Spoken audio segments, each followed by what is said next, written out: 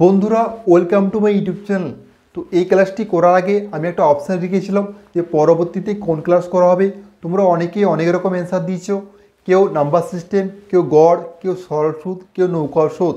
তো নৌকার সুদ, গড়, সরল সুদের কিছু চ্যাপ্টার করা আছে, সেগুলি প্লেলিস্টে গিয়ে আগে দেখে নিও।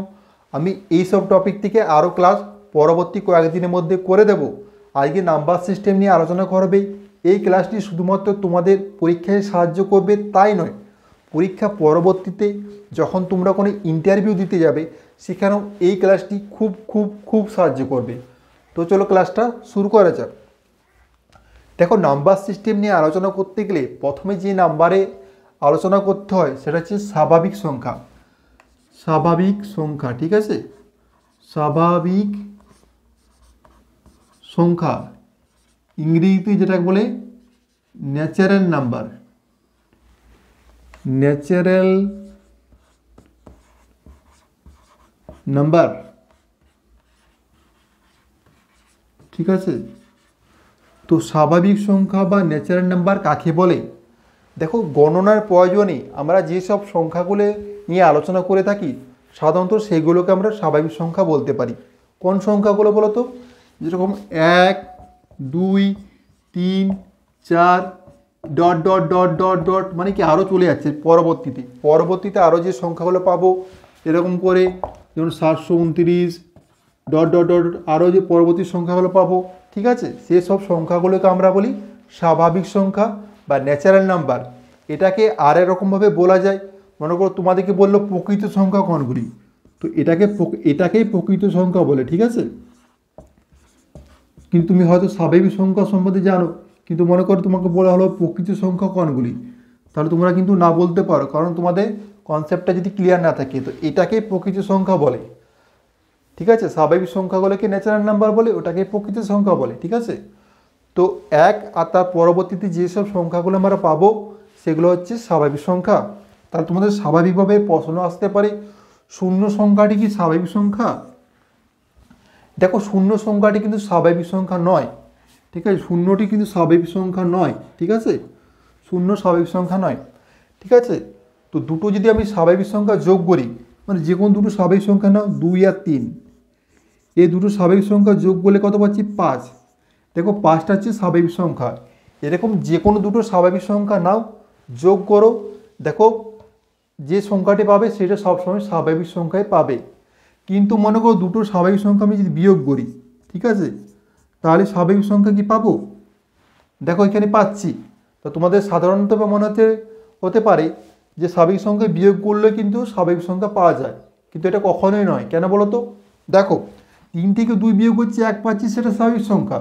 কিন্তু আমি যদি মনে করো 2 থেকে 3 বিয়োগ করতাম, তাহলে সেক্ষেত্রে কী পেতাম? -1 পেতাম। তাহলে -1টা কি স্বাভাবিক সংখ্যা? কখনোই নয়। -1টা কিন্তু স্বাভাবিক সংখ্যা নয়। তো দুটো স্বাভাবিক সংখ্যার বিয়োগ করলে সবসময় আমরা স্বাভাবিক সংখ্যা নাও পেতে পারি। কনসেপ্টটা বুঝলে? দুটো স্বাভাবিক সংখ্যা যোগ করলে আমরা সবসময় স্বাভাবিক সংখ্যা পাবো, এটা পাবো সবসময়, ঠিক আছে, ঠিক চিহ্ন। কিন্তু দুটো স্বাভাবিক সংখ্যা বিয়োগ করলে কিন্তু আমরা সবসময় স্বাভাবিক সংখ্যা নাও পেতে পারি। তাহলে নাও পেতে পারি, ঠিক আছে? নাও পেতে পারি। ক্লিয়ার হয়ে গেল? নাও পেতে পারি। এরপর আসছি, মনে করো দুটো স্বাভাবিক সংখ্যা যদি আমি গুণ করি, সবসময় স্বাভাবিক সংখ্যা পাবো, ঠিক আছে? ক্লিয়ার? দুটো স্বাভাবিক সংখ্যা গুণ করলে সবসময় স্বাভাবিক সংখ্যা পাবো। কিন্তু দুটো স্বাভাবিক সংখ্যা যদি আমি ভাগ করলে কিন্তু যে সংখ্যাটা পাবো সেটা কিন্তু স্বাভাবিক সংখ্যা নয়, ঠিক আছে? তাহলে স্বাভাবিক সংখ্যা নয়, ঠিক আছে? তাহলে আমি কি পেলাম? দুটো স্বাভাবিক সংখ্যা যোগ আর যদি গুণ করি সব সময় কিন্তু স্বাভাবিক সংখ্যা পাবো, কিন্তু বিয়োগ আর ভাগ করলে স্বাভাবিক সংখ্যা পাবো না। ক্লিয়ার হয়ে গেল? যোগ আর গুণ করলে সবসময় স্বাভাবিক সংখ্যা পাবো, কিন্তু বিয়োগ আর ভাগ করলে স্বাভাবিক সংখ্যা পাবো না, ঠিক আছে? বিয়োগ করলে যদি বড়টা থেকে ছোটোটা বিয়োগ করি সেক্ষেত্রে পেতে পারি, কিন্তু ছোটোটা থেকে বড়টা বিয়োগ করলে কিন্তু স্বাভাবিক সংখ্যা পাবো না, ঠিক আছে? আর ভাগ করলে সবসময় ভগ্নাংশ সংখ্যা পাবো, স্বাভাবিক সংখ্যা পাবো না, ঠিক আছে? আশা করি স্বাভাবিক সংখ্যা সম্বন্ধে কনসেপ্টটা পুরো ক্লিয়ার হয়ে গেছে। এরপর চলো পরবর্তী সংখ্যাতে যাওয়া যাক। যে সংখ্যাটা নিয়ে আমরা আলোচনা করব সেটা যে অখণ্ড সংখ্যা বা হোল নাম্বার বা সেটাকে আমরা সম্পূর্ণ সংখ্যা বলি। তো আমরা যখন স্বাভাবিক সংখ্যা নিয়ে আলোচনা করছিলাম সেক্ষেত্রে কী সংখ্যাগুলো বলছিলাম বলো তো, 1 2 3 ডট ডট ডট মানে পরবর্তী সংখ্যাগুলো, তাই সেগুলোও তো স্বাভাবিক সংখ্যা বলছিলাম। তো এর আগে জাস্ট একটা তুমি শূন্য বসিয়ে দাও, ঠিক আছে, এর আগে জাস্ট একটা শূন্য বসিয়ে দাও, যে সংখ্যাগুলি পাবো সেইগুলি হচ্ছে অখণ্ড সংখ্যা, হোল নাম্বার বা সম্পূর্ণ সংখ্যা, ঠিক আছে। তো এটাও সেই স্বাভাবিক সংখ্যার মতনই, ঠিক আছে। এটা যখন যোগ বা গুণ করা হবে, যোগ বা গুণ করা হবে, সবসময় আমরা অখণ্ড সংখ্যা বা হোল নাম্বার বা সম্পূর্ণ সংখ্যা পাবো। কিন্তু এটারও সেই বিয়োগ বা ভাগ যখন করা হবে তখন আমরা কিন্তু পাবো না, ঠিক আছে, অখণ্ড সংখ্যা বা হোল নাম্বার বা সম্পূর্ণ সংখ্যা পাবো না, সেম স্বাভাবিক সংখ্যার মতনই। তো আমরা যদি স্বাভাবিক সংখ্যাকে এভাবে গোল করে লিখি তো কী সংখ্যাগুলো পাবো, 1 2 3 এরকম 4 dot dot dot dot dot dot dot dot করে, ঠিক আছে, যত সংখ্যা পাবো সেগুলো হচ্ছে কি স্বাভাবিক সংখ্যা। তো এদের আগে জাস্ট একটা এটাকে যদি চিহ্ন দিয়ে ডিনোট করি, ঠিক আছে, এর আগে জাস্ট একটা উপরে শূন্য বসিয়ে দেবো, ঠিক আছে। এই সংখ্যাগুলি কী বলা হয়, এই সংখ্যাগুলি হচ্ছে কি অখণ্ড সংখ্যা বা হোল নাম্বার বা সম্পূর্ণ সংখ্যা। তো আশা করি কনসেপ্টটা ক্লিয়ার হয়ে গেছে। দেখো নেক্সট যে সংখ্যাটি নিয়ে আলোচনা করব সেটা হচ্ছে পূর্ণ সংখ্যা বা ইন্টিজার। তো পূর্ণ সংখ্যা বা ইন্টিজার্স আমরা কোন সংখ্যাগুলোকে বলবো, দেখো 1 2 3 এর পরবর্তী সংখ্যাগুলো হচ্ছিল স্বাভাবিক সংখ্যা, এর আগে শূন্য যোগ করেছিলাম সেটা হচ্ছিল অখণ্ড সংখ্যা। তো -1 -2 -3 মানে এদের সাথে মাইনাসগুলো যোগ করে দিলেই সেগুলো আমরা কী সংখ্যা পাবো, সেগুলো হচ্ছে পূর্ণ সংখ্যা বা ইন্টিজার্স, ঠিক আছে। তো এরপর আসি লজিকে। দেখো স্বাভাবিক সংখ্যার ক্ষেত্রে যোগ করলে আর অখণ্ড সংখ্যার ক্ষেত্রে যোগ করলে আর গুণ করলে আমরা পূর্ণ সংখ্যা মানে সংখ্যা স্বাভাবিক সংখ্যা আর অখণ্ড সংখ্যা পাচ্ছিলাম। পূর্ণ সংখ্যার ক্ষেত্রে যোগ আর গুণ করলে তো পাবো, ঠিক আছে, এটা তোমরা যোগ আর গুণ করো পাবো। কিন্তু এক্ষেত্রে দেখো বিয়োগ করলে, বিয়োগটার ব্যাপারটা আসছি, দেখো 2 থেকে 1 বিয়োগ করো 1 পাচ্ছি, সেটা কি পূর্ণ সংখ্যা। আবার 1 থেকে 2 বিয়োগ করো -1 পাচ্ছি, এটাও পূর্ণ সংখ্যা। তাহলে এক্ষেত্রে বিয়োগ করলেও কিন্তু পূর্ণ সংখ্যায় পাবো। ক্লিয়ার হয়ে গেল। আগের দুটোর ক্ষেত্রে বিয়োগ করলে পাচ্ছিলাম না, কিন্তু এই ক্ষেত্রে বিয়োগ করলে পাবো, মানে পূর্ণ সংখ্যার ক্ষেত্রে, ঠিক আছে। ভাগ করলে দেখো যখন আমরা স্বাভাবিক সংখ্যা নিয়ে আলোচনা করছিলাম 2 আর 6 দুটো স্বাভাবিক সংখ্যা, 1 আর 3 পাচ্ছি, এটা ভগ্নাংশ সংখ্যা, মানে এটা কি হবে, এটাও দেখো এই সংখ্যাটাও তো পূর্ণ সংখ্যা, তাহলে ভাগ করলে সবসময় পাবো না। কিন্তু দেখো লজিকে বুঝিয়ে দিচ্ছি, মনে করো যদি বড়টা থেকে ছোটোটা ভাগ করতাম 6/2 3 পাচ্ছি, দেখো এটা কিন্তু স্বাভাবিক সংখ্যা, এটা অখণ্ড সংখ্যা, এটাই আবার পূর্ণ সংখ্যা, তাই না, 6/2 যদি বড়টা থেকে ছোটোটা ভাগ করতাম, ঠিক আছে। তাহলে দেখো কোনো ক্ষেত্রে পাবো কিন্তু কোনো ক্ষেত্রে পাবো না, এই লজিকটা আমি বুঝতে চাইছি। স্বাভাবিক সংখ্যার ক্ষেত্রে এটা ব্যাপার, কোনো ক্ষেত্রে পাবো কিন্তু সব ক্ষেত্রে পাবো না, ঠিক আছে। অখণ্ড সংখ্যার ক্ষেত্রেও সে একই, ভাগ করলে কোনো ক্ষেত্রে পাবো কিন্তু সব ক্ষেত্রে পাবো না। আর পূর্ণ সংখ্যার ক্ষেত্রেও সে একই ব্যাপার, কোনো ক্ষেত্রে পাবো কিন্তু সব ক্ষেত্রে পাবো না। ভাগ করলে যে সবসময় এই সংখ্যাটি মানে পূর্ণ সংখ্যাটি পাবো সেটাও না হতে পারে। দেখো এটার ক্ষেত্রে দেখো পাবো না, কিন্তু আবার এটা যখন হচ্ছে তখন পাবো, ঠিক আছে, মানে সব ক্ষেত্রে পাবো না, ঠিক আছে। এই লজিকটা আমি তোমাদের বুঝতে যাচ্ছি। তো যখন আমি স্বাভাবিক সংখ্যা লিখছিলাম কী লিখছিলাম এরকম 1 2 3 পরবর্তী সংখ্যাগুলো, ঠিক আছে, এদের মধ্যে একটা শূন্য যোগ করে দিচ্ছিলাম, সেটা হয়ে যাচ্ছিলো কি অখণ্ড সংখ্যা। আর ইন্টিজার্স ক্ষেত্রে কী হবে, জাস্ট কিছুই না, এদের সাথে মাইনাসগুলো যোগ -1 -2 -3 বাস যোগ করে দিচ্ছি, সেগুলো কী সংখ্যা হয়ে যাচ্ছে, এটা হচ্ছে অখণ্ড সংখ্যা। তো মূলত সংখ্যা বা রেশন নাম্বার কোন সংখ্যাগুলোকে বলে, যে সমস্ত সংখ্যাকে আমরা P/Q আকারে লিখতে পারি, সেখানে একটা কন্ডিশন দেওয়া থাকে, কন্ডিশনটা কি দিয়ে বলে থাকে কিউ নট ইকুয়াল টু 0, মানে কিউর মান কখনোই 0 হবে না। কেন বলতো, কিউর মান যদি এটা 0 হয়ে যায় তাহলে পুরো মানটা কি হবে, ইনফিনিটি হয়ে যাচ্ছে। সামথিং বাই 0 মানে কি ইনফিনিটি, তার জন্য কিউর মানটা কখনোই 0 হবে না। সেই সমস্ত সংখ্যাগুলোকে আমরা মূলদ সংখ্যা বলি। উদাহরণস্বরূপ যদি বলি, দেখো 2-এর 3, 4-এর 5 বা -3-এর 6, 3-এর 7, ঠিক আছে, এই সংখ্যাগুলো -3-এর 6 হবে, কাটাকুটি হলে 1 আর 2 হয়ে যাচ্ছে, ঠিক আছে, ওটাও হবে, সেটা লেগে নয়, ঠিক আছে। তো এই সংখ্যাগুলো মূলদ সংখ্যা। তো এরপর মনে করো আমি একটা সংখ্যা লিখছি 4। আচ্ছা, এটা কি মূলদ সংখ্যা? হ্যাঁ, অবশ্যই মূলদ সংখ্যা। এটাকে দেখো p/q আকারে লেখা যাবে। কীভাবে? p এর মান 4 আর q এর মান /1, ঠিক আছে। এটাকে 1 দিয়ে ভাগ করা যাবে, তো তাহলে p/q আকারে লিখে যাচ্ছে। তো এটা হচ্ছে মূলদ সংখ্যা, ঠিক আছে। তো যে সমস্ত সংখ্যাগুলোকে p/q আকারে লেখা যায় সেখানে একটা কন্ডিশন দেওয়া থাকে q ≠ 0, সেই সমস্ত সংখ্যাগুলোকে আমরা মূলদ সংখ্যা বলি, ঠিক আছে। তো এরপর একটা কন্ডিশন আছে কি, যে মূলদ সংখ্যাগুলো যদি আমরা যোগ করি, গুণ করি, অবশ্যই মূলদ সংখ্যা পাবো। আবার যদি বিয়োগ করি তাও মূলদ সংখ্যা পাবো।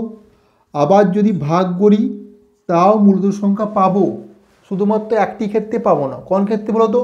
এই দেখো এখানেও দিয়ে আছে q ≠ 0, মানে কিউর মানটা 0 না হলেই আমরা ভাগ করলেও পাবো। 0 বাদে, ভাগের সময় 0 বাদে বাকি যে সমস্ত সংখ্যা দিয়ে ভাগ করো না কেন তোমরা সবসময় মূলদ সংখ্যাই পাবে, ঠিক আছে। তো যোগ বিয়োগ গুণ ভাগ সব ক্ষেত্রেই মূলদ সংখ্যা পাবে, শুধুমাত্র ভাগের ক্ষেত্রে 0 বাদে মূলদ সংখ্যা হতে হবে, ঠিক আছে। তো হয়ে গেল। তাহলে এটার থেকে একটা কনক্লুশনে আসতে পারি যে মূলদ সংখ্যা মানে কি হতে পারে। মূলদ সংখ্যা মানে সেটা স্বাভাবিক সংখ্যা হবে, অখণ্ড সংখ্যা হবে, পূর্ণ সংখ্যাও হবে, ঠিক আছে। কারণ মূলদ সংখ্যার মধ্যে সমস্ত সংখ্যাগুলো মিশে আছে, ঠিক আছে। তো এটাকে যদি আমরা ছকের আকারে লিখি, কীভাবে লিখতে পারি? দেখো আমরা প্রথমে করেছিলাম কি, স্বাভাবিক সংখ্যা কী লিখেছিলাম, 1 2 3 A dot dot dot dot dot সংখ্যা, তারপর এর সাথে একটা 0 যোগ করে দিয়েছিলাম, 0, সেটা কি পেয়েছিলাম? সেটা পেয়েছিলাম অখণ্ড সংখ্যা। এরপর ইন্টিজার আসছে, ইন্টিজারের জন্য কি করেছিলাম, এখানে কিছু মাইনাস যোগ করেছিলাম, -1 -2 এরকম মাইনাস ডট ডট ডট দিয়ে যতগুলো মাইনাস যুক্ত এদের সাথে মিশিয়ে গেলে সেগুলো কি হয়ে যাবে, সেগুলো হচ্ছে পূর্ণ সংখ্যা বা ইন্টিজার। এরপর আসছি মূলদ সংখ্যা। তো মূলদ সংখ্যা হতে হবে কী হবে, এটা পঞ্চভুজ আকার হয়ে যাবে, ঠিক আছে। এভাবে একটা পঞ্চভুজ করে দাও, ঠিক আছে। তো সেখানে কী কী যোগ হয়ে যাচ্ছে, সেখানে যোগ হয়ে যাচ্ছে তোমার কি, এই যে ভগ্নাংশ সংখ্যাগুলো, মানে 2-এর 3 -3-এর 4, ঠিক আছে। এই ভগ্নাংশ সংখ্যাগুলো অ্যাড হয়ে যাচ্ছে, ঠিক আছে। -2-এর 7, ঠিক আছে, এরকম ভগ্নাংশ সংখ্যা অ্যাড হয়ে যাচ্ছে। তো এই সমস্ত সংখ্যাগুলো নিয়ে কি হচ্ছে, সেগুলো হচ্ছে মূলদ সংখ্যা। আশা করি তোমরা বুঝতে পেরেছো। অমূলদ সংখ্যা কাকে বলবো? যে সমস্ত সংখ্যাকে p/q আকারে লেখা যায় না, q আকারে লেখা যায় না, যেখানে q অবশ্যই ≠ 0, সেই সমস্ত সংখ্যাকে আমরা অমূলদ সংখ্যা বলি, ঠিক আছে। বা অন্যভাবে কি বলতে পারি, যে সমস্ত দশমিক সংখ্যা অসীম ও অনাবৃত্ত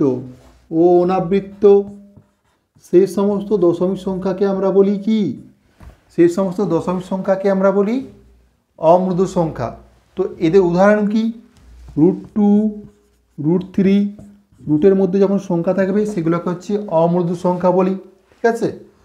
তো এরপর আছে দেখো পাই, এদের মান হচ্ছে অমূলদ সংখ্যা। 1.2342 এরকম ডট ডট করে চলে গেছে, মানে কি অসীম পর্যন্ত চলে গেছে, সেই সমস্ত সংখ্যা হচ্ছে কি অমূলদ সংখ্যা, ঠিক আছে। দেখো দুটো অমূলদ সংখ্যা, ঠিক আছে, দুটো অমূলদ সংখ্যার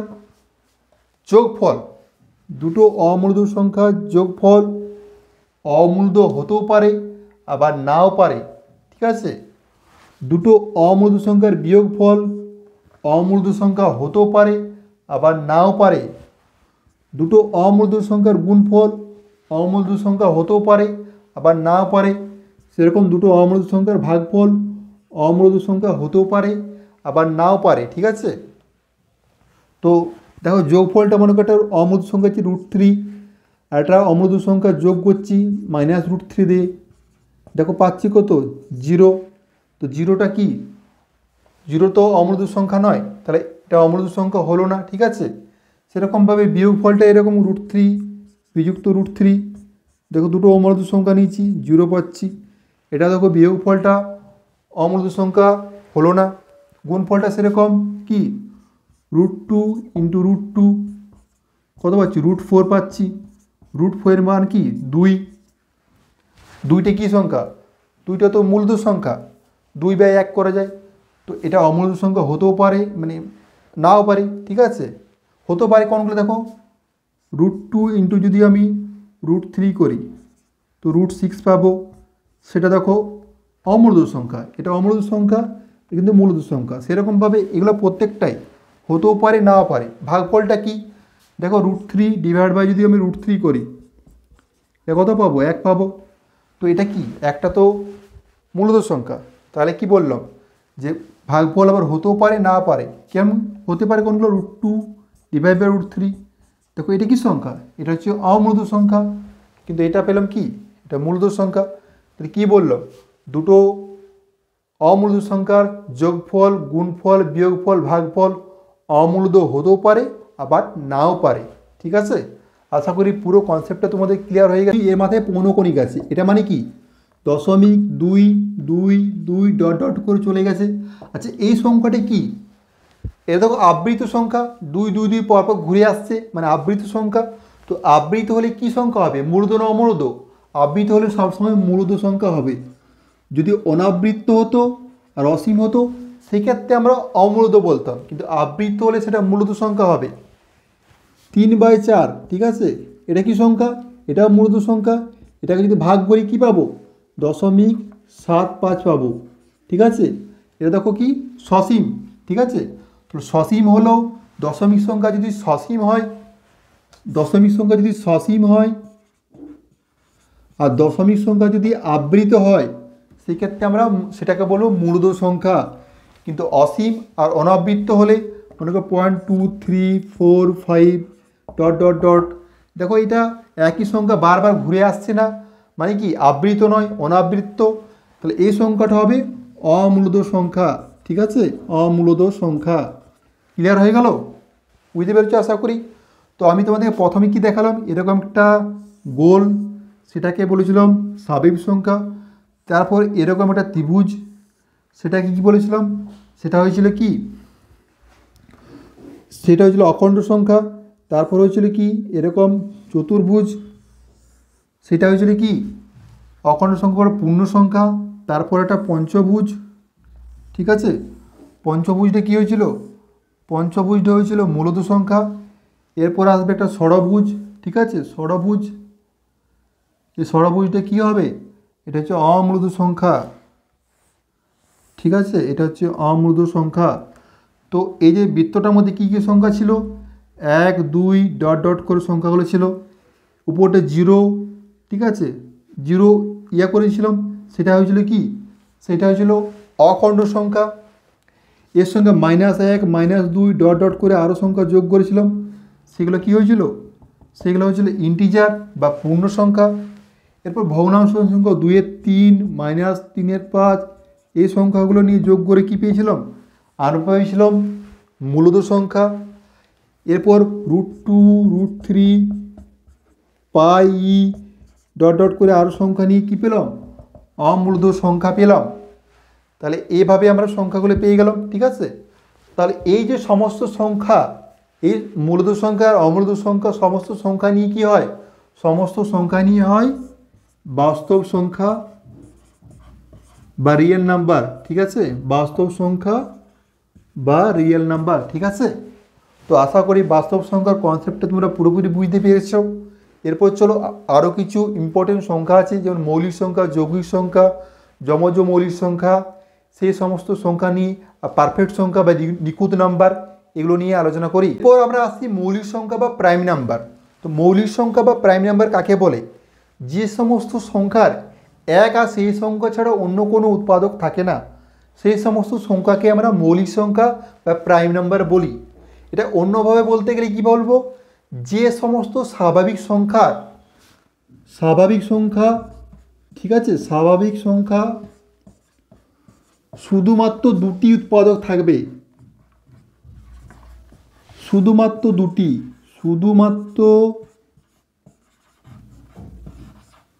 দুটি উৎপাদক থাকবে, দুটি উৎপাদক। তাহলে যে সমস্ত স্বাভাবিক সংখ্যা শুধুমাত্র দুটি উৎপাদক থাকবে সেই সমস্ত স্বাভাবিক সংখ্যাকে আমরা মৌলিক সংখ্যা বা প্রাইম নাম্বার বলি। উদাহরণস্বরূপ কি বলতে পারি, 2, 3, 5, 7 এরকম ডট ডট করে 11, 13, 17, 19 চলে আসছে, ঠিক আছে। তো এই সমস্ত সংখ্যার দেখো শুধুমাত্র দুটি করে উৎপাদক আছে, 1 আর 2, এটার 1 আর 3, এটার 1 আর 5 এরকম চলে যাবে, ঠিক আছে। শুধুমাত্র দুটি উৎপাদক থাকবে। এই প্রসঙ্গে একটু বলে রাখি, দেখো এক সংখ্যাটার একটাই মাত্র উৎপাদক আছে, ঠিক আছে, 1, এর দুটি উৎপাদক থাকছে না। তাহলে যদি কোনোদিন কোশ্চেন জিজ্ঞাসা করে এক সংখ্যাটি মৌলিক সংখ্যা, কখনোই নয়, এক সংখ্যাটি মৌলিক সংখ্যা নয়, ঠিক আছে। কেন বলতো, এর দুটি উৎপাদক থাকছে না। তো স্বাভাবিক সংখ্যা দুটি উৎপাদক থাকতে হবে তবে সেটা মৌলিক সংখ্যা হবে, কিন্তু এক সংখ্যাটার দুটো উৎপাদক তো নেই, ঠিক আছে। তাহলে এক সংখ্যাটি মৌলিক সংখ্যা নয়। ক্ষুদ্রতম মৌলিক সংখ্যা কি? ক্ষুদ্রতম মৌলিক সংখ্যা হচ্ছে 2, এটা হচ্ছে ক্ষুদ্রতম মৌলিক সংখ্যা।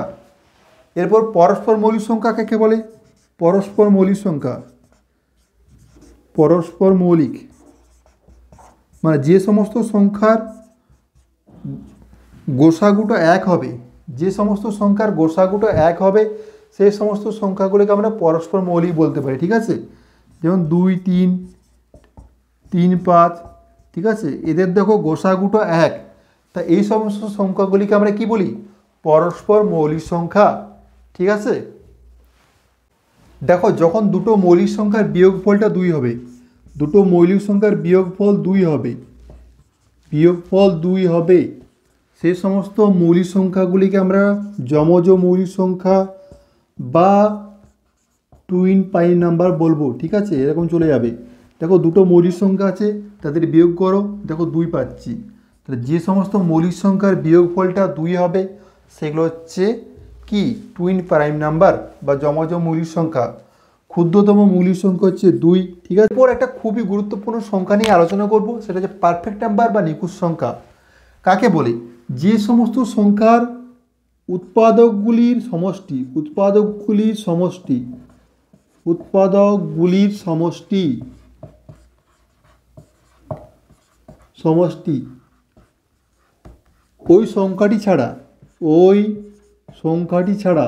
ওই সংখ্যাটি ছাড়া যে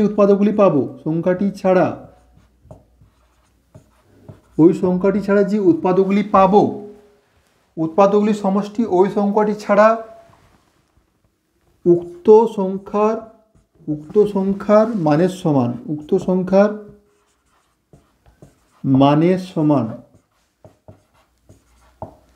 সমান সেই সংখ্যাটিকে আমরা পারফেক্ট সংখ্যা বা নিখুঁত নাম্বার বলছি।